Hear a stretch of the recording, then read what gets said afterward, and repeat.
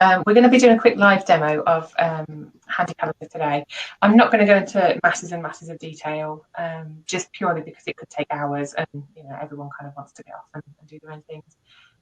Once we've done our live demo of HandiCalendar, we've got a few kind of conversational slides just to run through to have a look at how it supports and how it can build support around individuals.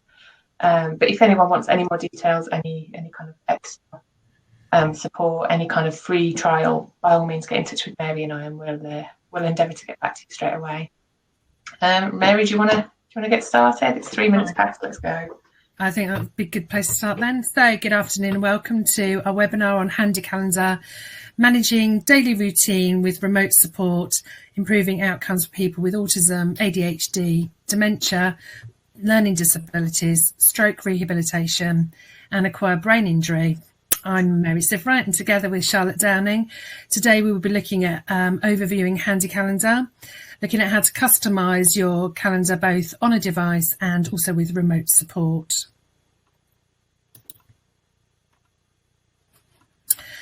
So the HandiCalendar advantages improves the user's self-esteem and motivation, improves relationships and saves time for both the user and those that support them.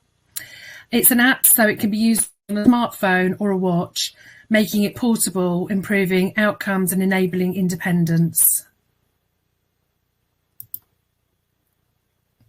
So you can see from the slide that HandiCalendar has been 20 years in development, first launched way back in 2000, and has been widely used in our sister countries of Sweden and Norway before coming over to the UK a few years ago.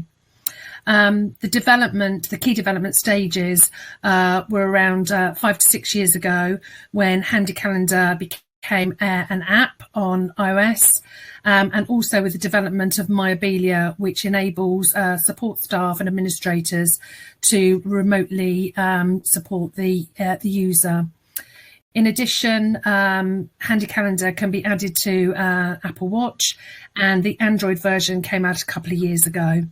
So a lot of development over the years, going from a dedicated device to something that can be added to everyday technology. I'm going to hand over to Charlotte. She's going to be looking at a live demo of HandiCalendar and how to customise it.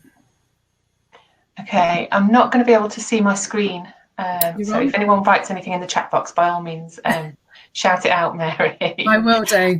So you should be able to see my iPad screen here. If it's all going well, can you see that, Mary? We've got boys and dogs. Lovely. Fabulous. That's exactly what I wanted. Okay, so this is the iOS version on my iPad. It's literally just an app that you go straight into. Well, I say you go straight into it. This is how it looks when you first go into the app. It's very, very straightforward, and it just kind of sets out your day. Visually, you can kind of tailor it to an individual's preference, so you can have day, week, month, however you kind of want to look at it. This red line that runs through essentially runs through all of Abilia's cognition products, and essentially it just denotes where you are in the day.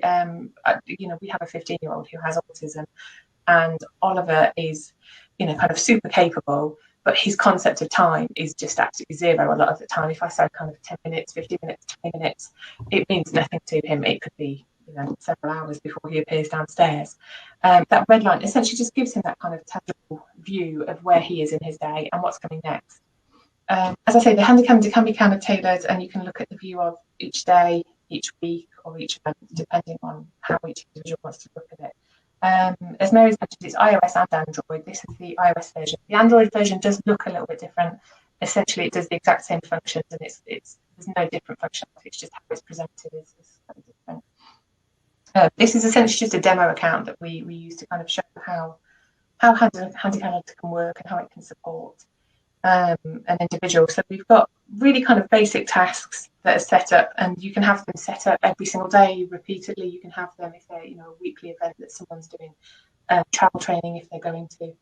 in kind of college or any kind of supported internships, things like that, you can add these things in. So this one's done with a checklist. So you just essentially check off the list of things. We've got really basic pictorials on this one. They come as standard with the HandiCalendar. You can also use it to add in your own photographs. We found with a lot of pilots that we're doing at the moment, when individuals use the HandiCalendar, it's so much more interactive once it's got their belongings, their bedrooms, their toothbrush, their everything into it. Once the activities on the HandiCalendar, it's set up like this. You can go back in at any point and you can delete, you can edit, you can modify these tasks and these different events. Once you've got your tasks in there, you can add in extra kind of notes, checklists, as we saw before with the morning routine.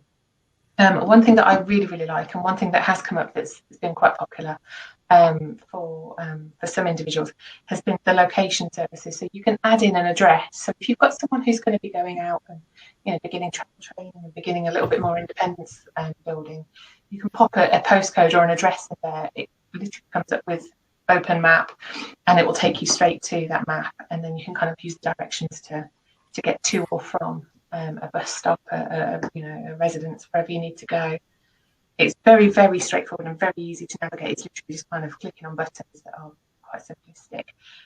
Another part that I really, really love and that I'm really pleased about is that when you put an instruction in, you can also add a URL, so you can direct a person to a specific website or to a specific web page. We've had a few case studies actually that we've been doing in one of our pilots, where individuals have been needing support with things like nourishment and nutrition, and making really good choices with nutrition, but also kind of building those skills so that they can kind of get their own supper prepared and get their own drinks prepared. And adding URLs in means that they can be directed to specific recipes, specific kind of exercise pages on YouTube, for example. And it's very, very straightforward. It's literally just kind of press the button and it takes you. I mean, this one's a generic kind of good food, healthy recipes, but you can sort of specify different recipes, different dedicated URLs, which is really, really helpful, I think, when people are working on those life skills. I'm just going to show you quickly how to add in new activities. If you go into the activities and it's the middle button with the red dot in, sorry, just in the centre. If you go into that, if you have missed any alarms, you can go back in and see which alarms that you've missed and confirm whether you've done those or not. Sorry, bear with me. So if you want to add in a new activity, it's straightforward. So you can do just a one-off activity, an all-day activity, or a recurring activity. If you want to do a recurring one, something like perhaps a dentist visit that happens every 6 months, you can add those in as kind of multiple activities. If you want to do an activity like walking the dog, obviously that's every single day. And if you don't want to add an end date, you don't have to. So this can just go on indefinitely. So we'll do walk dog, type in your activity, add your picture. As I mentioned before, there are standard pictures that come with this. They're quite basic kind of pictorials rather than detailed works of art. If you go to the camera button, it will bring up your recent photos. So we'll go for that one. And it can come up with, as I said before, your belongings. So when we've had pilots up and running, we've found personalised photographs make a huge amount of difference in terms of how often people pay attention to the memo planner and the HandiCalendar, but also how much they follow those instructions. And I think personalising it is probably part of the biggest answer to that. Pop your start time in and pop your end time in. You can do things like adding in additional notes. So if you've got someone who needs a little bit more support in terms of a staff member who's going to be visiting, or a family member that's going to be visiting, you can add in a note with a little bit of info there. You can add in a checklist to say, have you got, for example, if you're walking the dog, have you got your lead, have you got the keys, have you got your phone? Tick those off as you leave the house, and it means that person's kind of more independently managing that task. You can add in a voice memo. And really, really brilliantly, actually, I had a meeting yesterday with a pilot in AFG in the north of England. They're doing a pilot with our memo planner, but this works in the exact same way, where an individual was really struggling to manage her hygiene and her personal hygiene. And the staff initially kind of built the memo planner and built the calendar around kind of building up those skills and building up those skills and working on them. And the user actually kind of just went, no, I'm not doing that, absolutely not. And so the staff went back to the drawing board and kind of went, okay, right, we'll do voice memos and see if she responds to those. Recorded themselves giving very simplistic instructions, exactly the same instructions that were there in the pictorials. But just the voice memo absolutely sold it. And yesterday in the meeting, the user actually came on screen and said to me, I brush my teeth every day because of this. And I kind of went, this is what we want. It was like, I almost did a victory lap of the house, because it was exactly what we wanted to hear in terms of just making it usable and making it worthwhile in terms of end users actually kind of interacting and beginning to build life skills. So the voice memo is really, really simple. You literally kind of record your voice, talk through. You've got 90 minutes of recording time if you want it. You can have as much or as little information as you want. If you want to record it again, if you've made a mistake with something, obviously press start over. You can play to kind of listen back to see if your instruction works. If it doesn't work, save it and add that instruction straight in. So if you press the alarm button, you can have sort of noise alarms, a silent alarm or no alarm, and you can have kind of different vibration tones as well. If you've got someone who's going to be bothered by sort of pings going off on a regular basis, obviously you kind of set no alarm or silent alarm. Again, totally individualized.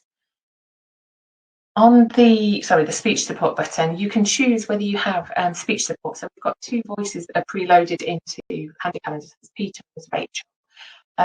Choose which one you want and choose your preference for how fast they speak, how slow they speak. But it means that the user, when they go into each activity, each one can be read out to them, which is really fantastic. So if you've got someone who won't necessarily read all of the instructions or read all of a checklist, they can have those things put out to them in a quite straightforward way. You can select a reminder. So if you've got someone who might possibly forget an instruction quite quickly or not retain an instruction, you can pop a reminder in there. Again, it's entirely down to each individual and how they want the HandiCalendar to support them and what outcomes they're trying to achieve. Each individual user is so completely unique that we kind of can't say, yeah, this is the way to do it for everybody. But the simple instructions are very, very straightforward. You can add in their belongings, their routine. A lot of the ones with the pilots that we've done since Christmas and just before Christmas have actually gone very, very slowly. Rather than kind of throwing a full day's checklists in, they've kind of gone for a morning activity and an evening activity. And that's been really successful. The other thing that I think a lot of the support workers have found so far has been tying the calendar around things that the users actually really enjoy doing. So we've got one user who really, really likes trains, and they go for a walk most days, and they go down to the train track. They go and kind of observe which trains are going past, and he keeps his checklist of what he can see, what he's seen previously. And they've tied that in with his use of with his love of trains, and they're starting to build those skills on top of that. Once it's kind of embedded that this is a positive thing, it's it's something good comes from using this HandiCalendar frequently, which is always a really good thing. So yeah, set your activity, set when you want it, and then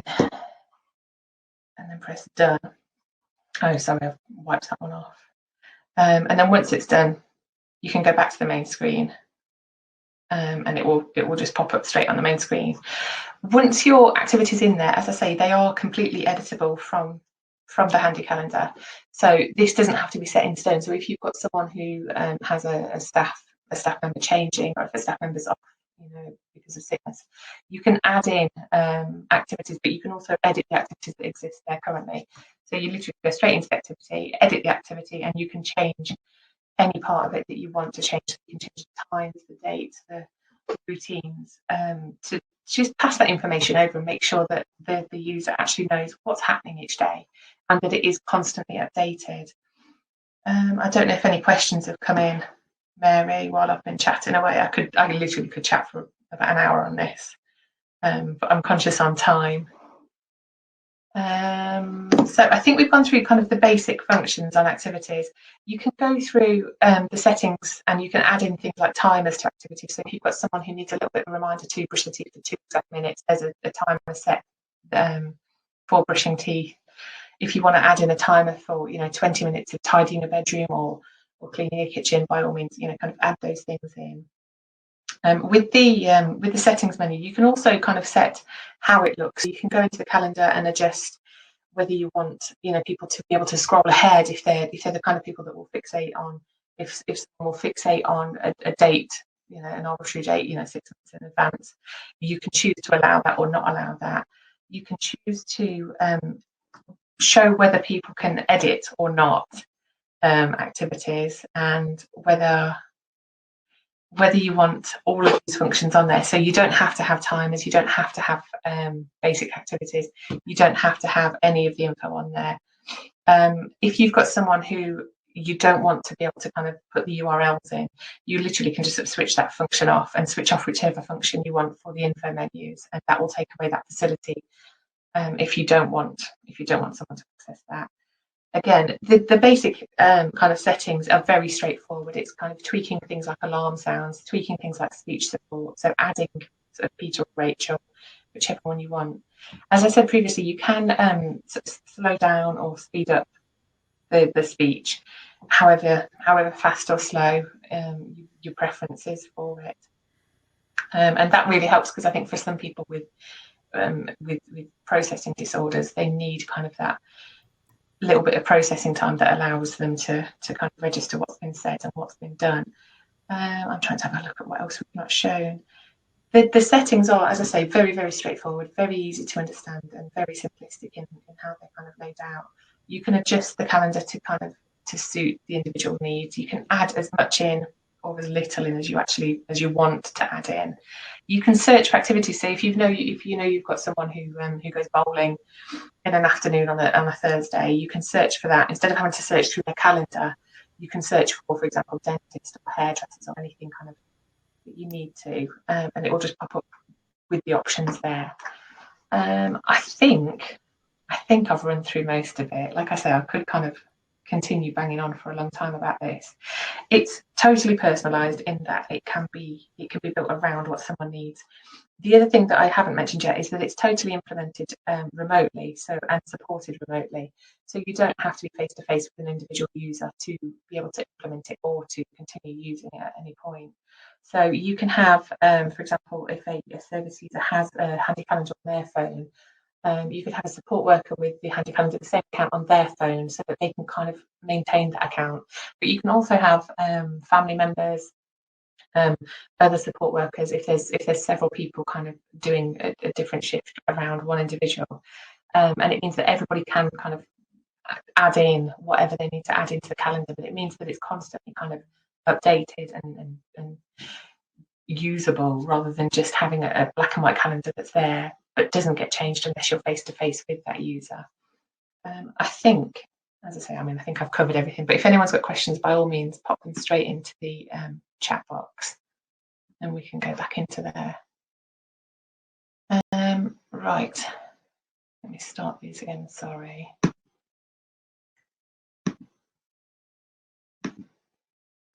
Sorry, we've looked at these slides. I'm just going to quickly flick through those. So the way that HandiCalendar is supported, obviously it can be done initially on the actual HandiCalendar on a phone. It can also be supported by through myabilia, which is the cloud account. So, for example, if you've got several support workers all supporting one individual, they could all log into myabilia.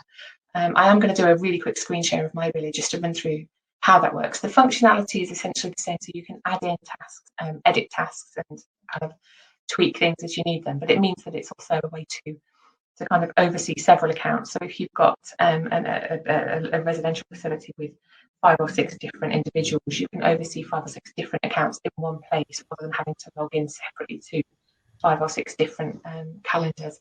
I'm going to do a really quick screenshot of this one. I'm hoping this one works as well. Bear with me. Let's have a look.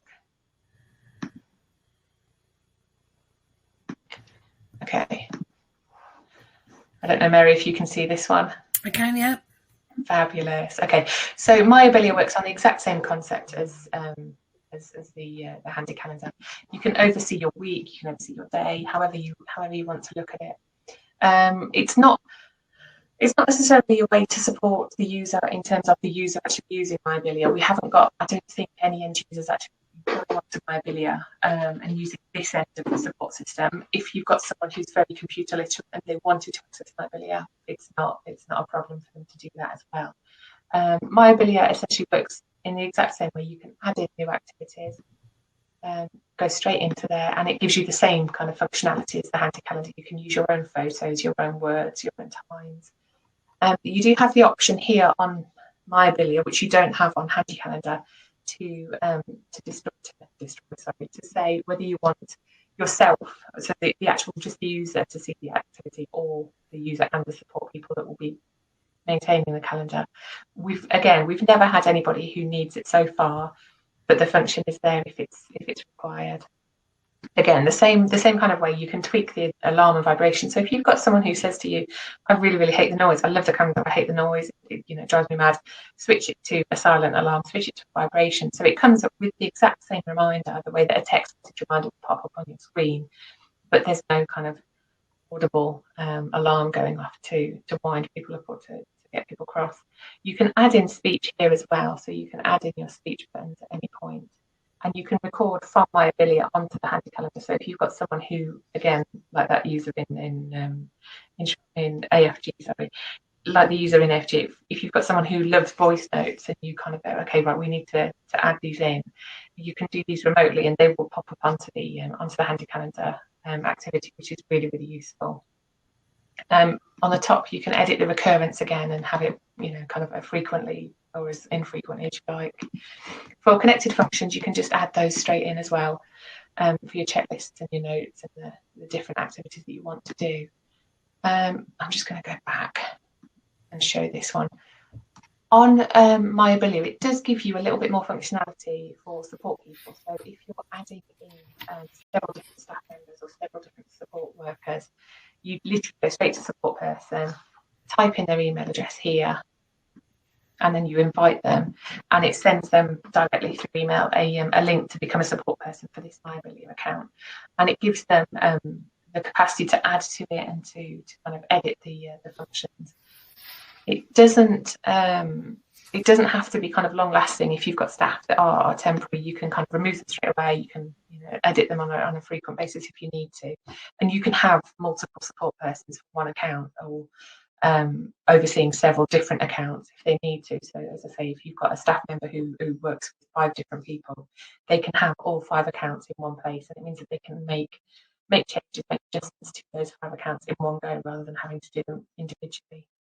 Up here, it'll come up with what's new for MyBilia. So if you've got new improvements and new modifications that pop up, because we do our own in-house research and development, they will pop up on a regular basis so that the support persons know on a regular basis if improvements are coming or if they're in the pipeline.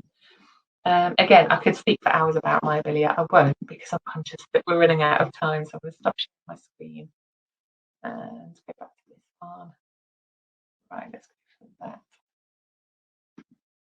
Okay, so we've done MyBilia.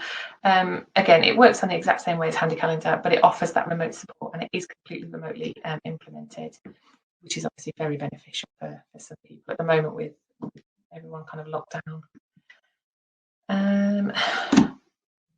Mary, I can't remember which one of us is doing this slide. I'm so sorry. I've gone mad. Okay. Mary, I can't hear you. Are you talking? My apologies. I'm having problems with my connection at the moment. I know. Do you want me to do this one and we'll wait till you put your connection back up? Yes, I've got you down for doing this one. Okay, so we've got a user called Emma, and we are really, really kind of leaning towards getting as many case studies and testimonials at the moment as we can. We're very interested in feedback and just understanding how end users actually kind of feel about HandiCalendar, how it can support, how we need to improve it, and all the kind of good and the bad. So Emma and her mum have both kind of given comments and ideas about how it's been used and how it's been beneficial. So obviously with Emma, it's building things like independence and taking care of herself and making sure that she knows when she needs to be doing things, when she needs to be taking care of herself with activities. Her mum did say that it's reduced friction, and it means that Emma is very, very independent because of HandiCalendar. It's building those skills. which is always really good feedback. We do have a set of case studies available online. They're not all necessarily the same kind of end users, so there's kind of different end users. So I know that Sam is down south in Kent, and he used his to go to university and managed his medications for university. But again, we have international ones, and we have more that we're collating on a regular basis. So if anyone does have feedback from any tests or any trials, by all means, feedback to us more, because we're always excited about new case studies. On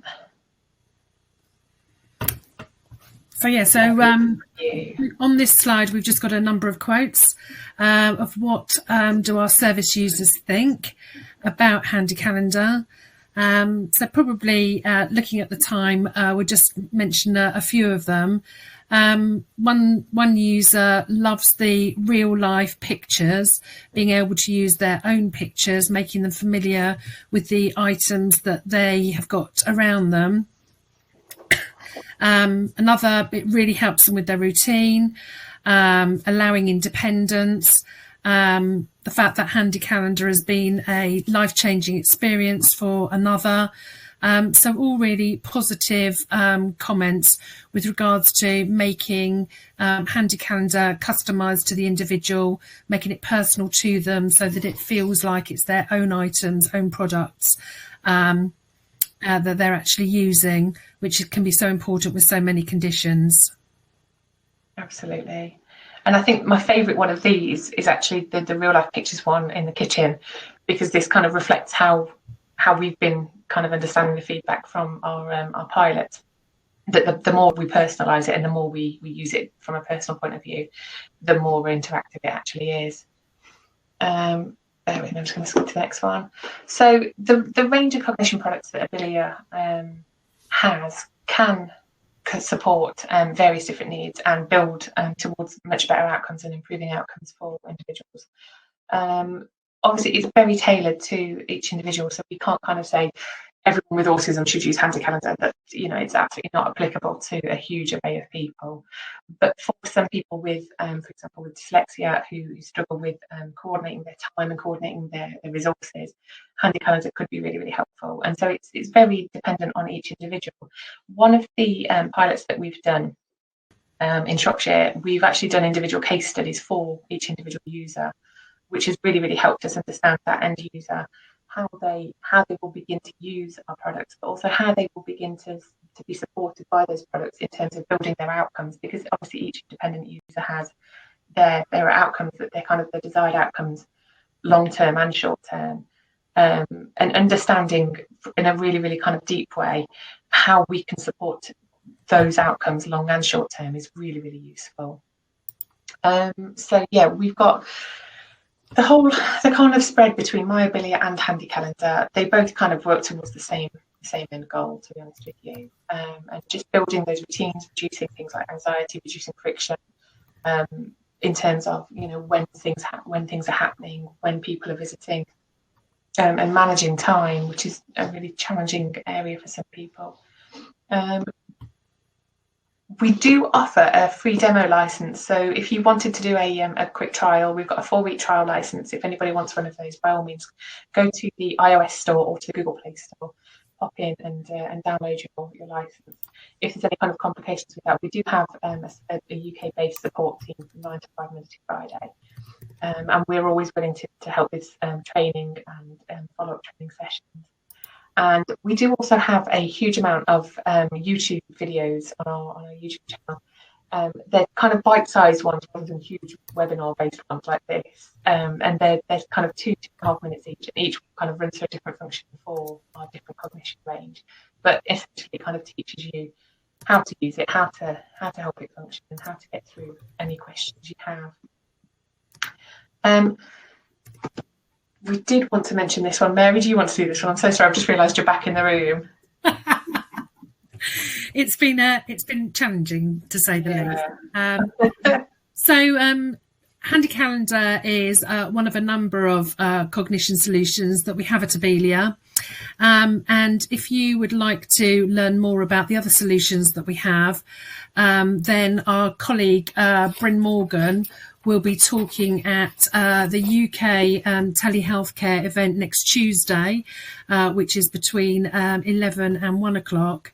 And he's also talking at the International Centre for Usable Home Technology webinar showcase, which is next Thursday between 11 and 12:30. With me, sorry. So yeah, we're going to just run through the chat box quickly. I am conscious that we've run over by a few minutes, and I am very sorry about that. It's me gassing away about HandiCalendar, which I happily would do for the entire day. I'm going to have a quick flick through the chat box and just make sure that we've answered everybody's questions. So unfortunately, where I've dipped in and out, I can only see the recent ones. No, that's fine. I've got the chat box, so I'll have a quick look through. Brian's asked, is this for individuals, organisations, or both? So we have a bit of a variety of both, to be honest. We have contact with end users who've kind of come through to us directly and said, we love HandiCalendar for this individual. We've also got local authorities and service providers that we work with. So it's a combination of individuals and organisations. The organisations that we've worked with, we've got a local authority and a couple of charities that we're currently doing pilots with. And we're always happy to kind of run through free demos and have a quick look and see if there's something that we can help you with. Kevin's mentioned, do you have a list of client needs, like challenges, issues, risks and concerns that HandiCalendar can address? Absolutely. So in terms of risks and the kind of types of people, it is very specific to individuals. We kind of talk about autism and ADD and dyslexia and dementia and acquired brain injury. Again, it's totally individual. So for one person with dyslexia, it could be helpful. For another person, it wouldn't be suitable. But generally, anyone with kind of a basic level of need for prompts and reminders that give them the kind of reassurance of where they're going with their day and what they're doing with their day, and building confidence too, to increase those everyday tasks, and to always increase those tasks as well, because there's always the capacity to kind of add those on. I hope that kind of answers that. Catherine's mentioned, is there a difference in cost between HandiCalendar and myAbelia? So HandiCalendar is £120 a year for the license. myAbelia is a free background support system for HandiCalendar, so you don't have to pay an additional fee for myAbelia. Again, you can have sort of 3 or 4 different people, or as many people as you want, supporting one HandiCalendar license. So you don't pay additional fees for parents who want to kind of access their child's HandiCalendar to support that. You would pay extra for those. I think, there we go. Bryn and Mary have both helped with prices as well. And yeah, the app includes myAbelia and it supports the background app for free. If anyone's got any more questions, if anyone wants to contact Mary or I, we're always available. We're always happy to have a chat. And we're not gonna kind of ram things down your throat. If anyone wants to ask questions about any of the pilots that we've got going on at the moment, by all means get in touch. We'd love to speak to you. And yeah, thanks ever so much for attending, everybody.